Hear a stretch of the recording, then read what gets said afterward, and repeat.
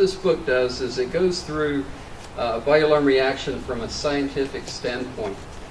So much of what we've been teaching for years we knew to be true, but it was difficult to come along and show science to back up why it was true, right?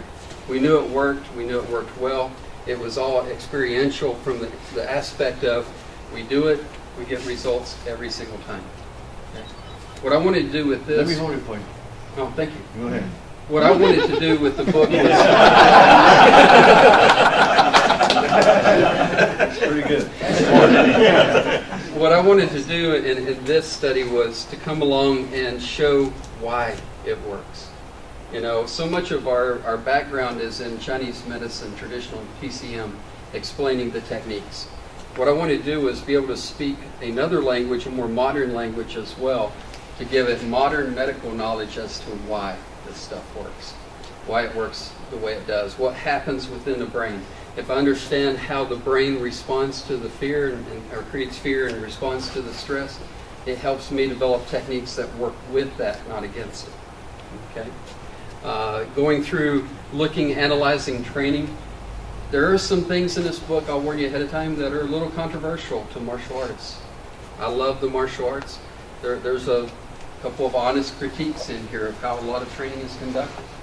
A lot of things that, frankly, some people read and get a little angry. I knew because I put a few of these in email, I'll send out in training reports, and I got the responses back. People going, this is not how we do things. Right. Okay, and your question is what? So when you look at things like this, it's important to realize that if this body alarm reaction happens every single time, if you really can't prevent it per se, then it should be part of what you do. And that was the approach that I took. So I approach it from firearms training, I approach it from knife training, how it affects bleed out rates when you're cut in a fight. I'll be honest, I found some shocking things as far as how the body responds under body alarm reaction to being cut. Traditional knowledge of arteries being severed, how long it takes to bleed out and die from that or lose consciousness or go into shock. A lot of those numbers were put out by W.E. Fairbairn many, many years ago, and questions were raised as to were they accurate. I read one book on the subject that basically said no, he was wrong. My research came along and basically proved the numbers that he had, that it's all based on how the body reacts under body alarm reaction.